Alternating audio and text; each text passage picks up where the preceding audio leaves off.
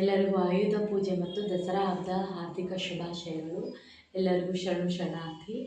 ನಂದು ಇದು ಹೊಸ ಚಾನಲ್, ಮೊದಲು ಹಳೆ ಚಾನಲ್ ಒಂದು ಸ್ವಲ್ಪ ಪ್ರಾಬ್ಲಮ್ ಇತ್ತು, ಅದನ್ನು ಬಿಟ್ಟು ಇದು ಹೊಸ ಚಾನಲ್ ಸ್ಟಾರ್ಟ್ ಮಾಡಿದ್ದೀನಿ.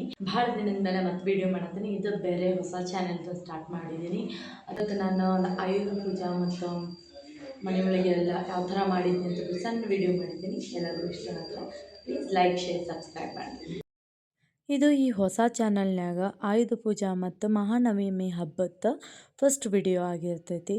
ಸೊ ಇವತ್ತು ಹಬ್ಬ ಆಗಿರೋದ್ರಿಂದ ಬೆಳಗ್ಗೆ ಎದ್ದು ಸ್ವಲ್ಪ ಎಲ್ಲ ಕೆಲಸ ಮುಗಿಸ್ಕೊಂಡು ಕಸ ಪರಿಶಿ ಎಲ್ಲ ಮುಗಿಸ್ಕೊಂಡು ಫಸ್ಟ್ ಜಳಕ ಮಾಡಿ ದೇವ್ರ ಪೂಜೆ ಮಾಡೋನು. ಅಷ್ಟೊತ್ತಿಗೆ ಹೊರಗಿಂದ ಗಾಡಿ ಇದು ಎಲ್ಲ ತೊಳೆಯೋದು ಮಾಡ್ತಾರೋ ಉಳ್ಕಿದ್ದವರು ಅಂತ ಹೇಳಿಬಿಟ್ಟು ನಾನು ತಮ್ಮ ಮತ್ತು ಹಸ್ಬೆಂಡ್ ಎಲ್ಲ ಗಾಡಿ ತೊಳೆಯತ್ತಿದ್ರು. ತಮ್ಮ ಬಂದಿದ್ದ ಊರಿಂದ. ಆಮೇಲೆ ನಾನು ಪೂಜೆ ಎಲ್ಲ ಮಾಡ್ಕೊಂಡು ಒಳಗಿಂದೆಲ್ಲ ಪೂಜೆ ಮಾಡಿಕೊಂಡು ಅಷ್ಟೊತ್ತಾಗ ಹೂವು ತೊಗೊಂಬಂದರು. ಹೂವೆಲ್ಲ ಇರಿಸಿ ಹಬ್ಬದಾಗಂತೂ ಬೆಂಗಳೂರಾಗಂತೂ ಹೂವಿಂದ ಕೇಳೋಂಗಿಲ್ಲ, ಅಷ್ಟೊಂದು ಕಾಸ್ಟ್ಲಿ. ಬಟ್ ಹೂವು ಇದ್ರನ ಪೂಜೆ ನೋಡ್ರಿ, ಇಲ್ಲಂತಂದ್ರೆ ಅಷ್ಟೊಂದು ಚಂದ ಅನ್ಸೋದಿಲ್ಲ. ಚೆನ್ನಾಗಿ ಹೂವು ಇತ್ತಂದ್ರೆ ದೇವ್ರ ಅಲಂಕಾರ ಚಂದ ಅನಿಸ್ತೈತಿ. ಬಾಡಿಗೆ ಮನೆಗಳ್ನಾಗಂತೂ ಒಂದು ಸಣ್ಣ ದೇವ್ರ ಮನೆ ಸಿಗೋದು ದೊಡ್ಡ ಕಷ್ಟ. ಅಂಥದ್ರಾಗ ಇಷ್ಟಾದರೂ ಅನುಕೂಲ ಐತಿ ಅಂದ್ಕೊಂಡು ಸುಮ್ಮನೆ ಇದನ್ನು ಪೂಜೆ ಮಾಡ್ಕೊಂಡು ಇದನ್ನು ಮಾಡಬೇಕು. ಅಡುಗೆ ಮನೆ ದೇವ್ರ ಮನೆ ಎಲ್ಲ ಒಂದ್ರಾಗ ಇರೋದ್ರಿಂದ ಕೆಳಗಡೆ ಎಲ್ಲ ಐಟಮ್ಸ್ ಇಟ್ಟಿದ್ದೆ, ಮೇಲ್ಗಡೆ ಒಂದು ಇದನ್ನು ಹಾಕಿ ದೇವ್ರ ಮನೆ ಮಾಡಿದ್ದಾರೆ. ಆದರೂ ಪರವಾಗಿಲ್ಲ, ಅಷ್ಟಾದರೂ ಪ್ಲೇಸ್ ಐತಿ. ಕೆಲವೊಂದು ಮನೆಯೊಳಗಂತೂ ಅಷ್ಟು ಪ್ಲೇಸ್ ಇರೋದಿಲ್ಲ. ಇಷ್ಟಾದರೂ ಇಟ್ಟು ಪೂಜೆ ಮಾಡ್ಬೋದು. ದೇವ್ರ ಪೂಜೆ ಅಂತೂ ಕಂಪ್ಲೀಟ್ ಆಯಿತು. ಈಗ ಈ ಕಡೆ ಆಯುಧ ಪೂಜೆಗೆ ರೆಡಿ ಮಾಡ್ಕೊಳತ್ತೀನಿ. ಒಂದು ಜಮಖಾನ ಹಾಸಿದ್ದೀನಿ. ಇದನ್ನು ನಾನು ದೇವ್ರ ಪೂಜೆಗಂತನೇ ಸಪ್ರೇಟಾಗಿ ತೆಗೆದಿಟ್ಟಿದ್ದೀನಿ. ಇದನ್ನು ನಾರ್ಮಲಾಗಿ ನಾವು ಯಾವುದಕ್ಕೂ ಯೂಸ್ ಮಾಡೋದಿಲ್ಲ. ಸೊ ಹಿಂಗೆ ದೇವ್ರ ಪೂಜೆ ಅದು ಇದ್ದಾಗ ಯೂಸ್ ಮಾಡೋಕ್ಕೆ ಬೇಕಾಗ್ತೈತೆ ಅಂತ ಸಪ್ರೇಟಾಗಿ. ಕಂಬಳಿ ಎಲ್ಲ ಎಲ್ಲಿ ಸಿಗ್ಬೇಕ್ರಿ ಇಲ್ಲಿ. ಅದಕ್ಕೆ ಇಂಥದ್ದು ಜಮಖಾನ ಒಂದು ಇಟ್ಕೊಂಡ್ರೆ ಹಬ್ಬಗಳು ಬಂದು ಅಂದ್ರೆ ಊರಾಗಿನ ನೆನಪು, ಸಣ್ಣಾಗಿರ್ತಾಗಿನ ನೆನಪುಗಳು ಭಾಳ ಬರ್ತಾವೆ ನೋಡ್ರಿ. ಸಣ್ಣಾಗಿರ್ದಾಗ ಹೆಂಗಂತಂದ್ರೆ ಮನ್ಯಾಗ ದೊಡ್ಡವರೆಲ್ಲ ಮಾಡ್ತಿದ್ರು, ಅದಕ್ಕೆ ನಾವು ಹೆಲ್ಪ್ ಮಾಡ್ಕೊಂಡಿರ್ತಿದ್ವಿ. ಮಮ್ಮಿ ಪೂಜೆ ಮಾಡಿಕೊಂಡು ದೇವ್ರ ಮನೆ ಪೂಜೆ ಮಾಡಿಕೊಂಡು ಅಡುಗೆ ಎಲ್ಲ ಮಾಡ್ತಿದ್ರು. ನಾನು ಪಪ್ಪ ಎಲ್ಲ ಈ ಥರ ಕ್ಲೀನ್ ಮಾಡಿಕೊಂಡು ಎಲ್ಲ ಜೋಡಿಸ್ಕೊಂಡು ಕ್ಲೀನ್ ಮಾಡಿ ಪೂಜೆ ಮಾಡ್ತಿದ್ವಿ. ಅವೆಲ್ಲ ನೆನಪಾಗ್ತಾವೆ ಇವಾಗ. ಎಷ್ಟು ಆದರೂ ಊರ ಕಡೆ ಹಬ್ಬ ನೋಡ್ರಿ. ಸಿಟಿಯಾಗ ಅಷ್ಟೊಂದು ಹಬ್ಬ ಅಷ್ಟೊಂದು ಚೆಂದ ಆಗೋದಿಲ್ಲ. ಊರ ಕಡೆ ಹೆಂಗಂದ್ರೆ ಒಂಥರ ಹಬ್ಬದ ವೈಭವ ಬೇರೆ ಇರ್ತೈತಿ. ಮತ್ತು ನಾನು ಕೆಲವೊಂದು ವಸ್ತುಗಳನ್ನೆಲ್ಲ ಮರ್ತಿದ್ನಿ. ಮತ್ತು ಇಟ್ಟು ಪೂಜೆ ಮಾಡಿ ಕಾಯಿ ಹೊಡೆದು ಇದನ್ನು ಮಾಡಿ ಅಲ್ಲೇನೋ ಅಂದ್ಕೋಬೇಡ್ರಿ. ಅದ್ರ ಕಾಯಿ ಹೊಡೆದು ನಾನು ಸ್ವಲ್ಪ ಅದ್ರ ನಾರು ಜಾಸ್ತಿ ಬಂತು, ಅದನ್ನ ಅಲ್ಲೇ ಇದನ್ನು ಮಾಡಿದ್ದೀನಿ. ತೆಗಿತೀನಿ ಅದನ್ನು ಆಮೇಲೆ. ಅದನ್ನು ಬೈಯಾಕತ್ತಿದ್ರು.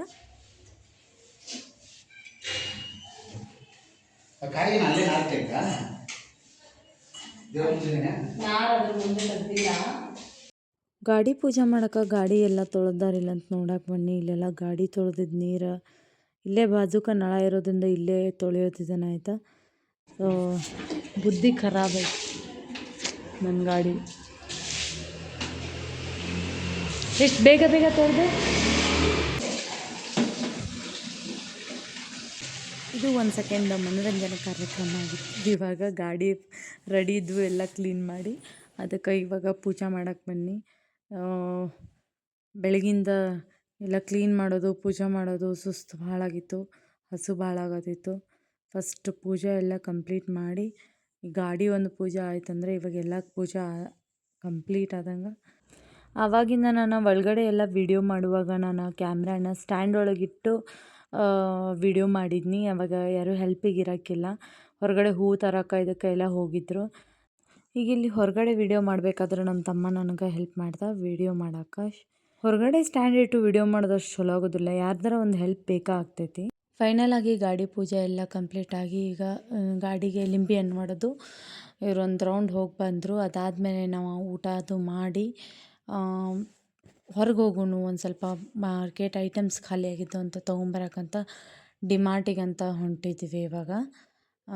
ಇಲ್ಲೇ ನಿಯರ್ ಬೈ ಒಂದು ಡಿಮಾರ್ಟ್ ಇರೋದ್ರಿಂದ ಅಲ್ಲಿ ಹೊಂಟಿದ್ದೀವಿ. ಹೆಂಗಾದರೂ ಒಂದು ಸ್ವಲ್ಪ ಹೊರಗಡೆ ಹೋಗಿ ಬರೋಣ. ತಮ್ಮನೂ ಇವತ್ತು ಊರಿಗೂ ನಾ ಹೋಗತ್ತೇನೆ ಅಂತ ನಾನು. ಸರಿ ಹೆಂಗಾದರೂ ಐಟಮ್ಸ್ ತರಕ್ಕೆ ಹೋಗಬೇಕು. ಅಷ್ಟೂರು 3 ಜನ ಕೂಡಿ ಹೊರಗಡೆ ಹೋದಂಗೆ ಆಕೈತಿ, ಬರ್ರಿ ಹೋಗೋಣ ಅಂತ ಹೇಳಿ ಹೊಂಟಿದ್ವಿ. ಇಲ್ಲೇ ಸನೇಕಿರೋ ಅಂಥದ್ದು ಡಿಮಾರ್ಟಿಗೆ ಬಂದಿದ್ದೀವಿ ನಾವು ಇವಾಗ ಐಟಮ್ಸ್ ತರಕ್ಕೆ.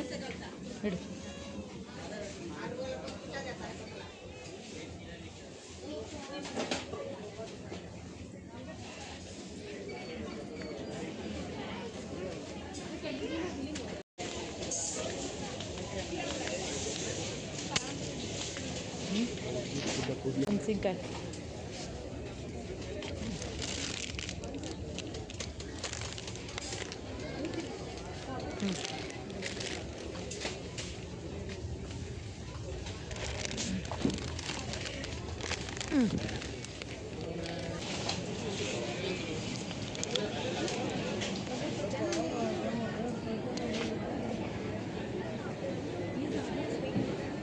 ಇದಿತ್ತು ಮುಂಚೆ ಎಷ್ಟೊಂದು ಯಾವ್ದು ತೊಗೊಂಡಿದ್ದೆ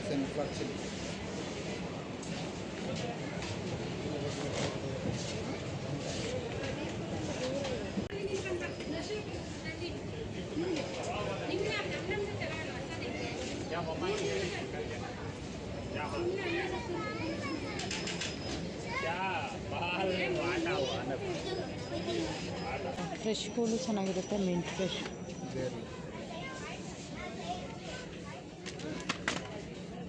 ಎಸಿಯದು ನೋಡಿ ಎಸಿಯದು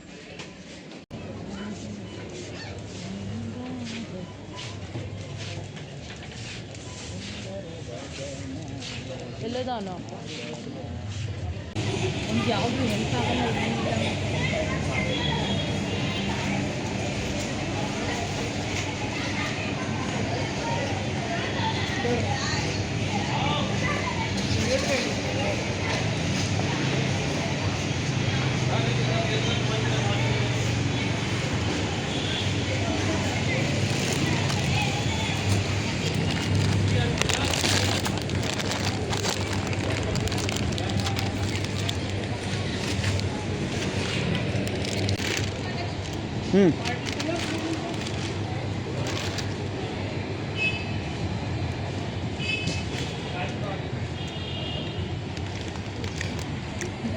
ನನ್ನ ನಡುವಿಂದ ಎಷ್ಟೊತ್ತಿನ ಇಲ್ಲ ಗಾಡಿ ಒಳಗಡೆ ಹಾಕೋಣ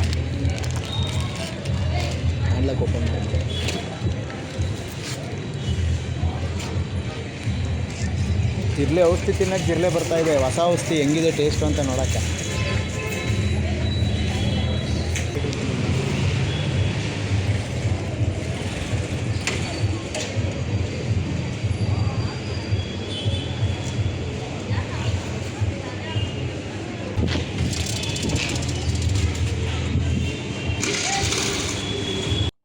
ಮಾರ್ಟಿಂದ ಬರೋ ಅಷ್ಟೊತ್ತಿಗೆ 4:00-4:15 ಆಗಿತ್ತು. ಮತ್ತು ಮನೆಗೆ ಬಂದು ಕ್ಲೀನ್ ಮಾಡಿಕೊಂಡು ಪುಸ್ತಕ ಒಂದು ಓದೋದಿತ್ತು. ದುರ್ಗಾ ಸಪ್ತಶತಿ ಅದು ಕಂಪ್ಲೀಟ್ ಆಯಿತು ಇವತ್ತು. ಸೊ ಅದನ್ನೆಲ್ಲ ಮಾಡಿ ಇದನ್ನು ಮತ್ತು ಇವ್ನಿಗೆ ರಾತ್ರಿ ಬಾಕ್ಸಿಗೆ ಏನಾರ ಮಾಡಬೇಕಲ್ಲ, ಅದಕ್ಕೆ ಒಂದು ಪಲಾವ್ ಮಾಡಿ ಬಾಕ್ಸಿಗೆ ಹಾಕತ್ತಿದ್ನಿ. ಭಾಳ ಟೈಮ್ ಆಗಿತ್ತು ಅಂತ ಇವರಿಲ್ಲೇ ಹೊರಗಡೆ ಹೋಗ್ಬರ್ತಾರಂತಿಬ್ರು. ಹೋದವ್ರು ಇನ್ನೂ ಬರೋಕೆ ರೆಡಿ ಇರಲಿಲ್ಲ. ಅದೇನೋ ಮೊಬೈಲ್ ನೋಡ್ಕೊಂಬರ್ತೀವಿ ಏನೋ ಕೆಲಸ ಅಂತ ಹೇಳಿಬಿಟ್ಟು ಹೋಗಿಬಿಟ್ಟಿದ್ರು. ಸೊ ಅಷ್ಟೊತ್ತಿಗೆ ನಾನು ಪಲಾವ್ ಮಾಡಿ ಒಂದು ಸ್ವಲ್ಪ ಕೋಸಂಬರಿ ಮಾಡಿದ್ನಿ. ಅಂದ್ರೆ ಹೆಸರುಬೇಳೆ ಕೋಸಂಬರಿ. ಅದೊಂದು ಸ್ವಲ್ಪ ತಂಪ ಮತ್ತು ಕೊಬ್ಬರಿ ಗಿಬ್ರಿ ಹಾಕಿ ಚೆಂದ ಆಕೈತಿ, ಹಸಿ ಕೊಬ್ಬರಿ ಎಲ್ಲ ಹಾಕಿ ಅಂತ ಅದನ್ನೆಲ್ಲ ರೆಡಿ ಮಾಡಿ ಅವನಿಗೆ ಒಂದು ಬಾಕ್ಸ್ನಾಗ ಹಂಗೆ ಹಾಕಿದ್ನಿ. ಕಲಸಿರಕ್ಕಿಲ್ಲ, ಯಾಕಂದ್ರೆ ಅವಂಗೆ ಕಲಿಸ್ಕೊ ಅಂತ ಹೇಳಿಬಿಟ್ಟು ಹೇಳಿದ್ನಿ. ಎಲ್ಲಕ್ಕಂದ್ರೆ ಕಲಸಿದ್ರೆ ಅದೊಂಥರ ಟೇಸ್ಟ್ ಬೇರೆ ಬರ್ತೈತಿ. ಅಲ್ಲೇ ರೆಡಿ ಮಾಡಿ ಹಂಗೆ ಇಟ್ಟರೆ ಅವನು ಬೇಕಾದವಾಗ ಕಲಸಿ ಇದನ್ನು ಮಾಡ್ಕೋಬೋದು. ಸೊ ಅದಕ್ಕೋಸ್ಕರ ಎಲ್ಲ ಮಾಡಿ ರೆಡಿ ಅವನಿಗೆಲ್ಲ ಬಾಕ್ಸ್ ರೆಡಿ ಮಾಡಿ ಕಂಪ್ಲೀಟ್ ಮಾಡಿ ಇಟ್ಟಿದ್ನಿ. ಆದರೆ ಇನ್ನೂ ಬರೋವರೆಗಿದ್ರು. ಟೈಮ್ ನೋಡ್ರೆ 7 ಗಂಟೆ ಆಗಿತ್ತು ಆಲ್ರೆಡಿ. ಫೋನ್ ಮೇಲೆ ಫೋನ್ ಮಾಡತ್ತಿದ್ನಿ, ಇನ್ನೂ ಎಲ್ಲಿಗೆದಿರಿ ಅಂತ. ಮತ್ತು ಅವ್ನು ಬಂದ ಮೇಲೆ ಅವನಿಗೆ ಬುಕ್ಕಿಂಗ್ ಮಾಡಿ ಕಳಿಸಿದ್ನಿ ರ್ಯಾಪಿಡೋದು. ನಾವು ಒಂದು ಸ್ವಲ್ಪ ಹೊರಗಡೆ ಹೋಗಿ ಬರೋಣ ಅಂತಂದ್ರೆ ಗಾಡಿದು ಹ್ಯಾಂಡ್ ಗ್ಲೌಸ್ ತೊಗೋಬೇಕಾಗಿತ್ತು. ಹ್ಯಾಂಡ್ ಗ್ಲೌಸ್ ತೊಗೊಳಕ್ಕಂತ ಹೇಳಿ ಈ ಕಡೆ BTMಗೆ ಬಂದಿದ್ವಿ ನಾವು.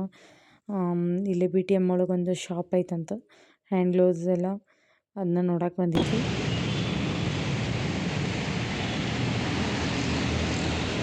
ಏನು ತೊಗೊಳಕ್ಕೆ ಬಂದಿರೋದು? Gloves, hand gloves. ಗಾಡಿ ತಗೊಳ್ಳೋಣ. ಯಾವುದು? ಕಾಲು ಇರ್ತದೆ, ಹಿಂದೆ ನೀವು ಕೂತ್ಕೋಬೋದು. ಏನು ಸಖತ್ತಾಗೈತಲ್ಲ. ಯಾರೇ ತೊಗೊಂಡಿದ್ದಾರೆ ಅದನ್ನ ಆಲ್ರೆಡಿ?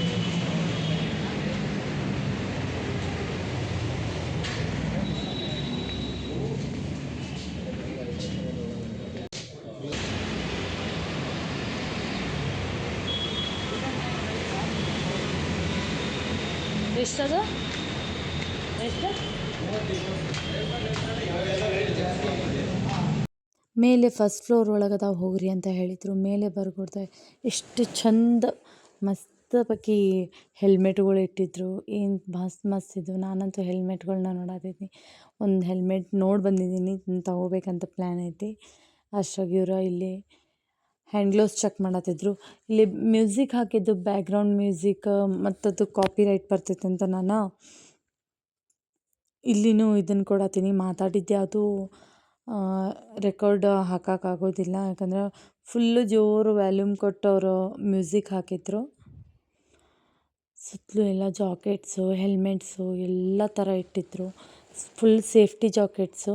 ಆಲ್ರೆಡಿ ಮನ್ಯಾಗ ಒಂದು ಜಾಕೆಟ್ ಐತಿ.